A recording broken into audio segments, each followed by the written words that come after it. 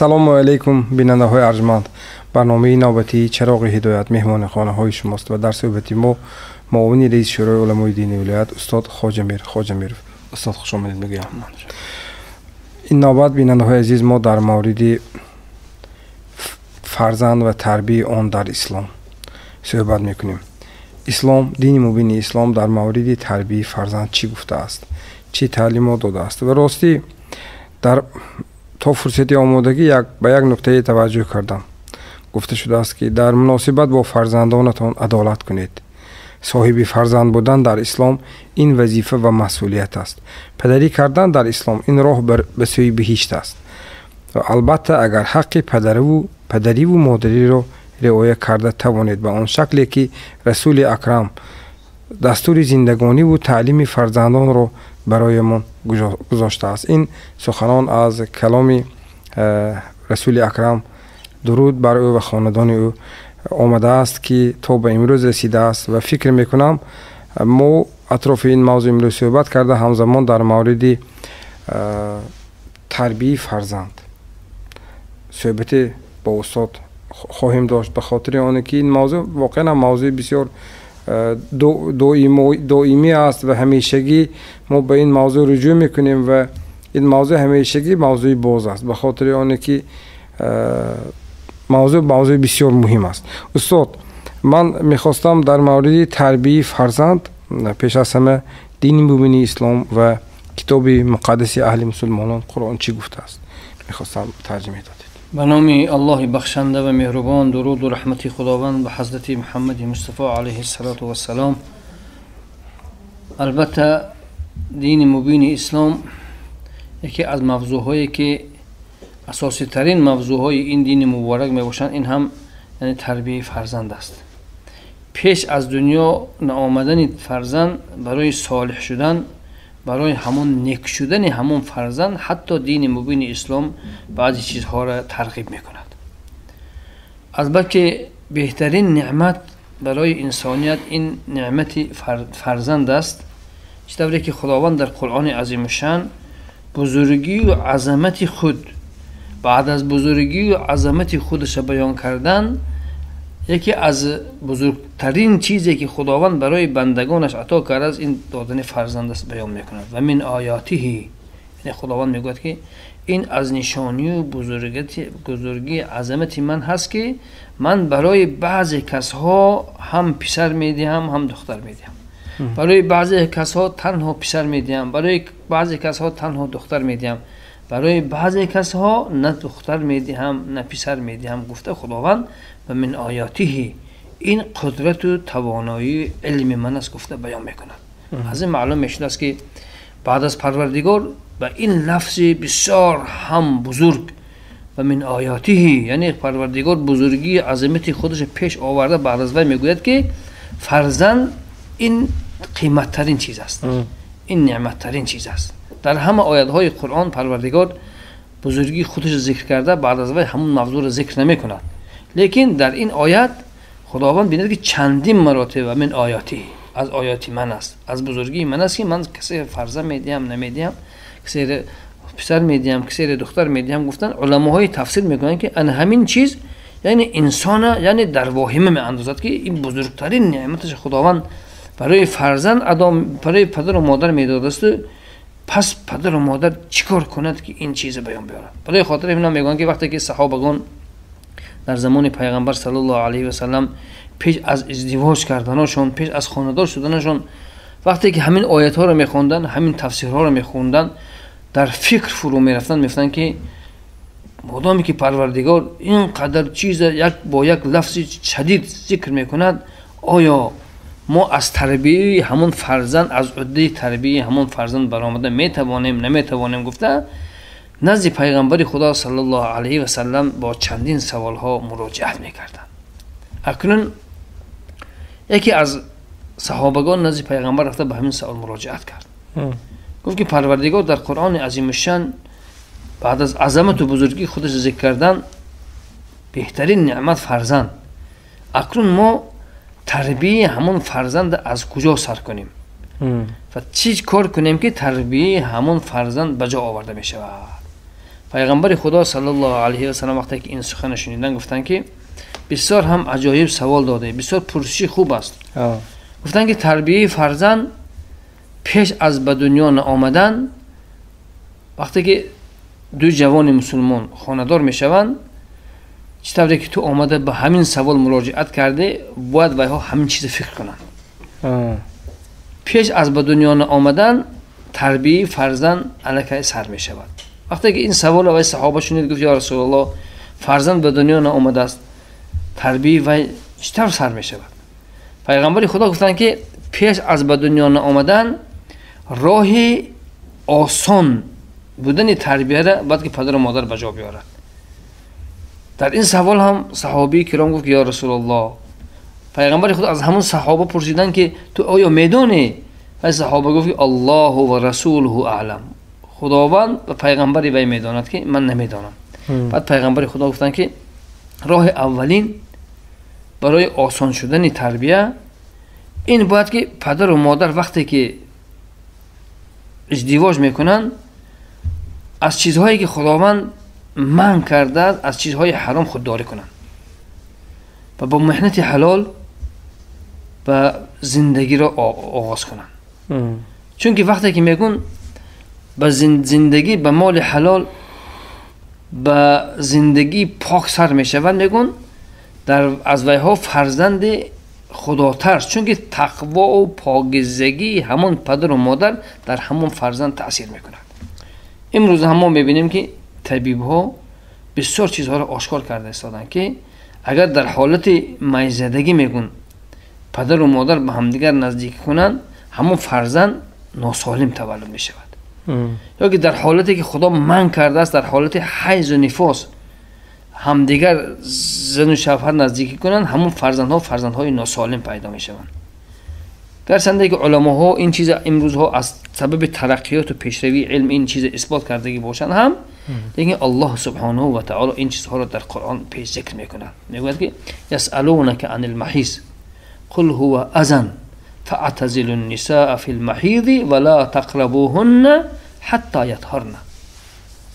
الله سبحانه و تعالی میگوید که از پیغمبر که وقتی که آدم ها اومده میگن که در حالت کسلی ما با عائله های خود یعنی خفت و خیز کنیم، تو گو که نه ویها کسلی هست، در حالت آن کسلی شما نزدیکی نکنید، چون که فرزندهاتون اولا فرزندهای ناسالم، دوم فرزندهای میشوند که پیش شما را اطاعت نمیکنند، تربیه شماها با ویها تاثیر نمیکنند. و این چنین درباره شخصانی که هم در حالت مستی در حالت میزدگی آمده با هم دیگر زندگی میکنند، زناشویی میکنند، این چیز هم خداوند در قرآن بیان کرده است. از برای خاطر همینم پیغمبر خدا گفتن که تربیه فرزند پیش از به دنیا آمدن از بطن مادر سر می شده. تربیه اول چی بوده است؟ برای خاطر آسان شدن تربیه، تحکرسش اساسش پدر و مادر باید که حلال و محنت حلال زندگی کنن. اولین تربیه. وقتی که فرزند میگن به دنیا میبیاید، میگن تربیه از کجا آغاز می شود، از کی سر می شود؟ در این حدیث پیغمبر خدا میگن که سبعا امیرا و سبعا یسیرا و سبعا رفیقا، اوکی، داعبه سبعا ادبه سبعا و صاحبه سبعا. همین حدیث ها به دو لفظ، یک لفظ ابو هریره، یک عبدالله ابن عباس، پیغمبر خود درباره تربیه فرزند به سه مرحله تقسیم میکنن. سبعا امیرا چی گفتن دیگه؟ یعنی میگن فرزند میگن در حالت خردسالش میگن 7 سال میگن و مانند یک امیر هست برای تو، چی چیزی که گوید همین قدر تو نوازش میکنی. اکنون همین حدود گذاشتن پیغمبر خدا، نگفتن که دائم فرزند عزیز است که یک تا فرزند است ارکه هست تو شخص ثروتمند هستی همه چیز نه، گفتن که این حدود دارد. 7 سال گفتن این مایل فرزند نوازشش. وقتی که از 7 که گذشت گفتن سبعا یسیرا، تو وای فرزند وی دیگر تو در دستت به مانند اسیرهایی که در حبس هستن تو به تربیه مشغول میگی، تو محدود میگذاری. بله، همدن محدودت میگذاری که تو حدود میگذاری، یعنی وی به تعلیم و تربیه سخت میگیری. هر یک چیزی که درست هست نادرست هست، این فرزندم ارکه گفته حالت 7 ساله اول تو با کجا گذاشته و سخت میگیری. حتی پیغمبر خدا صلی الله علیه و سلم در بعضی موردها برای فرزندها را زدن هم اجازه داده هستند. البته زدن سخت نه، برای آداب، برای تعلیمات ها داده هستند. خب اکنون 7 سال دیگر گفتم پیغمبر خدا ویها را علم که آموخته 14 به میدرایان 7 سال دیگر سبعا رفیقا 7 سال دیگر گفتم پیغمبر خدا ویها را برای خاطر همون تجربه هاشون هم بینیش هاشون واسه شدن ای فرزندها رو گرفته همراه گشتن هست. مثلا به کارخانه به دیگر جاها گرفته فرزند به بازار به تجارت برده.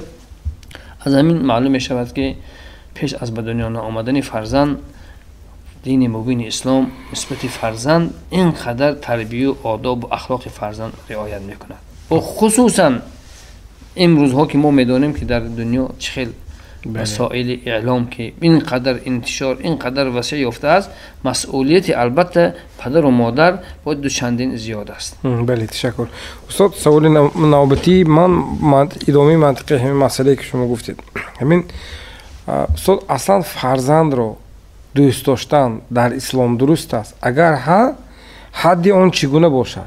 مثلا من خرد بودم مادر کلانم یعنی میگفتن که اگر یک نفر فرزندش اگر نوازش کند بچه یک ارکن نکن یا بچه یک نوازش نکن که خدای قهرش میبیاد میگفتن و میگفتن که یه آدم فرزندش به این حد ناز نمیبیند عیب است میگفتن. این چی معنی داره دوستان؟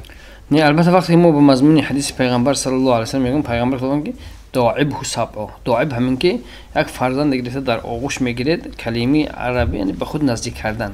در شرح همین حدیث میگن که البته تربیه هم فرزند مهربانی کردن نوازش کردن البته وی هم یعنی حدود دارد. حدودی که مراعات کرده میشود. مثلا یک فرزندتون اگر شما دوست دارید مهربانی کنید و در همون جای خوبتون در پیشتون شینید در همون جای مثلا حاجت خانه رفته چی کاری که در هوای خوب میکنند اسلام مخالف این است. یعنی تربیه هر یک چیز در اسلام نظام است ترتیب است. ترتیب تربیه فرزندم البته آورده و حدودش هم معین کرده است. حدودش مثلا همین که البته فرزند اینقدر نوازش نه که بعد از حد گذرانید خواستگی کارش کنه نه. نوازش فرزند در حدودی که تربیه اطفال از نگاه اسلام که برنامه دارد منهج دارد از روی انحوه البته تربیه کرده شود از روی انحوه مهربانی کرده شود. از وقت زیاد که شد البته فرزند که بعد حتی حدود گذاشتن همون تربیه هم یک میزان معینش است. بعد از میزان معینش یک وقتش موعد معینش است از باید که از همون ترتیب و از موعد خودش باید که نگذرد. بله تشکر استاد. از یک نکته که مثلا ما گفتیم در مورد تربیه من امروز قانون قبول شد در مورد مسئولیت پدر و مادر در تعلیم و تربیت فرزندان و چون دیدیم که واقعا در جامعه این مسئله واقعا بسیار شدت گرفت چون دیدیم که مثلا یک ایده از والدان بنابر پابند بودن به گیرداری زندگی یک موردی شد که از مسئولیت های گویم والدی خودشان مثلا فارغ شدن در مورد تعلیم و تربیت فرزند و از همون حسابات های نهادهای داخلداری که بیوسته در سمت تامین رعایت ترتیب و انتظام کاربری میکنند مشاهده میشد که اکثر مثلا فرزندان رو گاهو نصف شبیه هم از گویم جاهای استراحت و فراغت پیدا میکردن و مثلا حتی چند حالتی بود که فرزند ساعت 12 یکی شب کوچه میگردد والدانشان بیخبر و این چیزها مثلا چون نمایش های برنامه های گزارش ها نمونه ما نشان میدادیم طریق تلویزیون که بگذار برای دیگران استاد امروز مثلا گویم وضع امروز را مثلا شما چگونه بگذارید این پیش از همه با کدام سبب در کجا ما مثلا نتوانستیم به همین کار دست نیافتیم؟ چطوری که گفتیم البته مادام که فرزند به دنیا نآمده تربیه و از همون وقت سر می شود اکنون همین تربیه تا کدام وقت در گردن پدر و مادر تربیه فرزند یعنی فرض گردانده شده است قرض گردانده شده است. وقتی که ما به حق و حقوق فرزند در گردن پدر و مادر نگاه میکنیم همه حق ها را که پدر و مادر یک بار که بجا آور از گردن ساقط میشد. مثلا یک بار ختم میکند، یک بار نام میموند، یک بار از آن میگوید دیگر کارو. اما تربیه در راه درست هدایت کردن فرزند تا پدر و مادر در حیات هستند، اینا در گردنشون قرض است. اینو باید که پدر و مادر فراموش نکنند. چون متاسفانه بعضی پدر و مادرها میگویند که ما فرزند ما را اکنون به واحه رساندیم، خانه‌دار کردیم، یا که یک بار دو بار سه بار گفتیم از گردن ساقط شد. نه، از گردن ساقط نمیشود. مثلا میگویند که ما فرزند ما همراه فلان جوانهای بسیار هم شوخ، جوانهایی که به آداب میگشت، دو بار سه بار گفتیم نگشت، اکنون چیکار کنه؟ نه، ای پدر مادر بزرگوار، این از گردناتون ساقط نمیشود. تا مادامی که حیات هستید، دعوت کردن راه درست، آموزاندن راه نیاگان، تربیت، تعلیم. چون که این تربیت و تعلیمی این هم نیکبختی فرزند هست، هم نیکبختی همون پدر و مادر است. ان شاء الله در باره منفعت این سونتر گفته میگذاریم. در همین باره دلیل این گفته ها از کجاست؟ ما به حضرت پیغمبر صلی الله علیه و سلم یا که به صحابگان پیغمبر نگاه میکنیم که ویها چطور بعد از خانه‌دار کردن فرزندها، به شوهر دادن دخترهاشون چیکار ها رو میکردن؟ به شوهر میدادن. البته شوهرهای در آن وقت جوانهای صالح بودن، به شوهر میدادن. به همین کتی هم و خاطر جمع نمیشدن. از دخترهاشون میرفتن، میپرسیدن که تو چیکار هستی؟ در نزد من، در خانه من بوده، در نظارت من بوده، من موافق توانایی تو رو چون طبیعت انسان است، شیطان هست، شیطان وسوسه میکند انسان ها.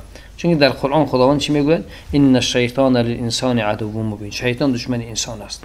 فاتخذوه عدوا. مادامی که شیطان دشمنتون هست، این شناسید. و شیطان همه را وسوسه کردنش ممکنه. از برای خاطر همین هم میگویم شما وقتی که شما میگوین فرزندتون را که خانه‌دار کردید، هم از تربیت با خبر باشید. خصوصا در همین زمان با یک زمانی هست که مسئولیت نسبت دیگر مسئولیت ها دیدن، این مسئولیت جوابگیریش جدا هم وزنین. حتی در زمان پیغمبر صلی الله علیه و سلم، بعد از زمان پیغمبر، زمان صحابگان، تبعگان، تابعین، وقتی که فرزندهاشون از درس می اومدن، پدر فرزند میخواست نمیخواست، اما پدر و مادر وقتی خانه می درآمدن، همون دفتر و کتاب هایی که ویها میخوندن همونها رو گرفته ویها خبر میگرفتن. امروز هم البته پدر و مادر مسئول هستند که وی فرزندانشون گاه تلفنشون از دستشون گیرن، گاه کامپیوترهایی که استفاده میبرن، گاه کتابهایی که در دستشون، همون آن چیزهایی که فرزندهاشون وی میکنن پدر و مادر به حق داده شده است که به پرسشی هوایها از هوایها خبر گیرن. مثلا شما نشستگی باشیم، البته من تلفن شما رو گرفته و تلفن من گرفته به اجازه، این آداب نیست. اما خداوند به پدر و مادر اجازه داده است که برای خاطر تربیت و از راه نبرآمدن فرزند، ان همون تلفن هاش دستیاشون، ان همون چیزهایی که فرزندها استفاده میبرن، همونها رو گرفته خبر گیرن. امروزها ان همین چیز جدا هم ضرور است. چون که حاضر من از زمان تکنولوژی در دست همه دختر و پسرهای ما تلفن ها هستند، فرزندان ما کامپیوتر رو استفاده میبرند. در این باره البته باید که ما رفته همون چیزها رو ببینیم، خبر گیریم که این به چی کار مشغول هستند. در نزد تلفن میشینن، ساعت های دراز میبینن، بچه‌ها کامپیوتر میدارن، میبینن که شاید خدا نخواهد با یک چیزهای بسیار هم غیر شرعی، غیر اخلاقی پیروی میکنن. وقتی که با جای چیز پیروی کردن، باز داشتن و حقین. برای همین میگن که علاج الواقع قبل الوقوع. هر یک چیز پیشگیری کردنش آسان‌تر است پیش از آن که وی به همون چیز دچار شود. بله، تشکر. استاد، یک سخنی حضرت پیامبر است، میگن که بین فرزندان با عدالتانه مناسبت کنید. و امروز ما یک حالتی را برای شما گفتنی هستم. مثلا در جامعه امروز مشاهده می شود که گاهو پدر و مادر، والدان بین فرزندان یک فرقیت در مناسبت می گیرند. مشاهده می شود. مثلا فرض کردیم یک نفر صاحب مقام است، منصب است، جاه است، یا مثلا دارایی دارد، ثروتمند است، به او با ملازمت، با یک محبتی خاصه. به نفری دیگر گونه، مثلا دیگر فرزند. یعنی این تا کجا مثلا درست است استاد؟ خب برای خاطر جواب به همین سوال ما قصه حضرت یوسف علیه السلام در قرآن بیان میکنه خداوند. وقتی که حضرت یعقوب علیه السلام نسبت دیگر فرزندهاشون دیده، با یوسف و بنیامین برادر یوسف دیده، نسبت دیگر فرزندهاشون دیده بسیارتر توجه میکردن. انا همین چیز البته باید در تقسیم، در تربیت، در دیگر چیزها همش خیلی بود، لیکن توجهشان زیادتر بود، مهربانیشان زیادتر بود. از برای خاطر همین هم علماهای تفسیر میگن که دشمن شدن برادران یوسف به حضرت یوسف و یوسف برده در این خدر عذاب دادن، ان همون سبب اهتمام حضرت یعقوب نسبت یوسف زیادتر بود.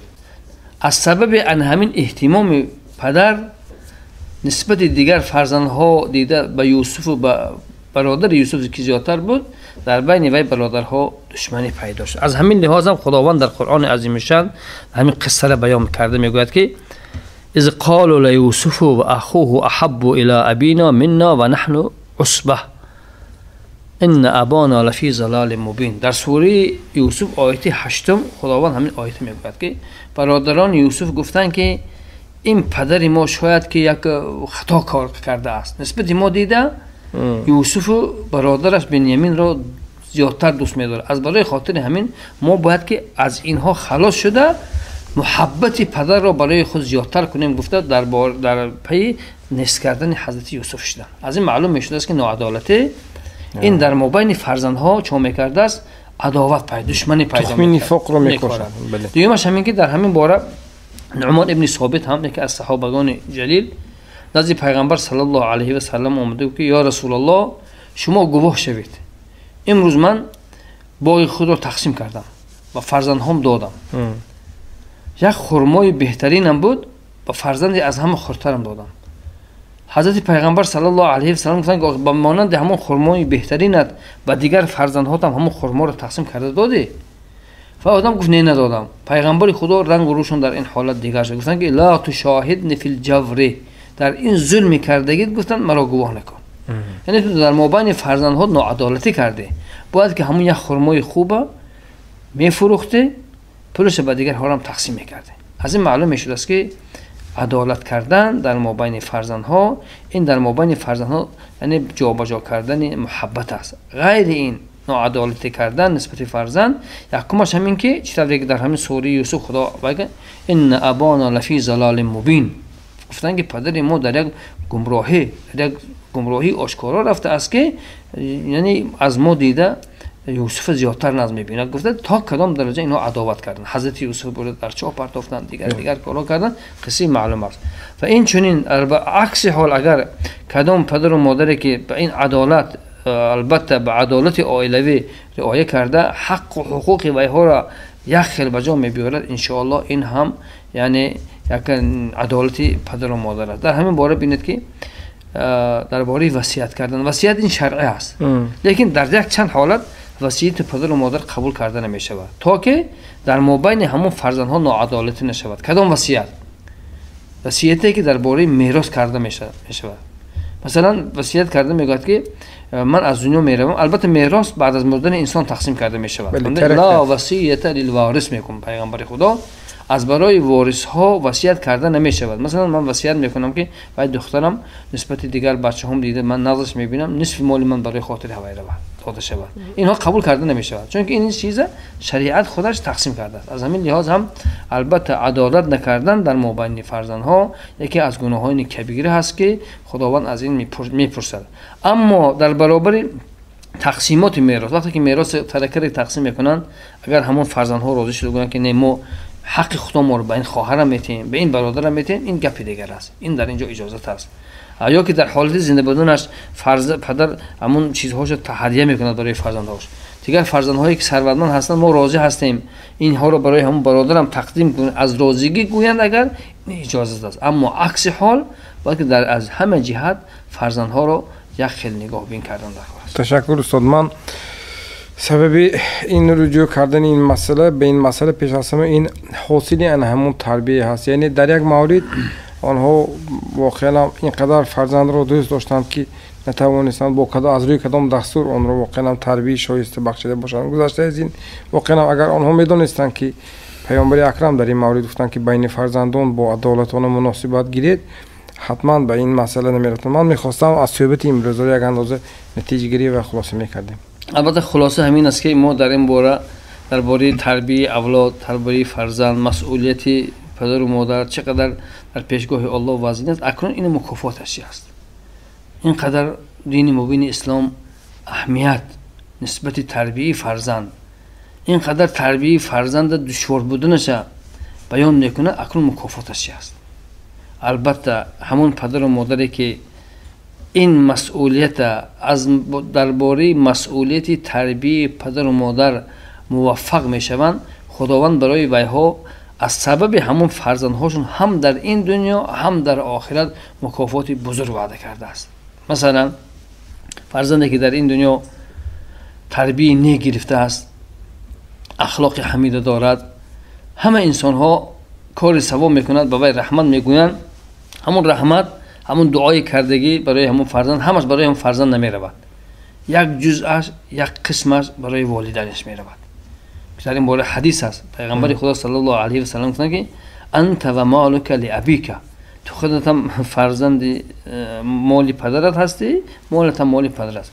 دوی مکافات های بسیاری هست در این دنیا. البته ما میدونیم مکافات دیگر در آخرت همین است که یک فرزند صالح وقتی که جنت می درآید ببیند در جنت پدر و مادرش نیستن.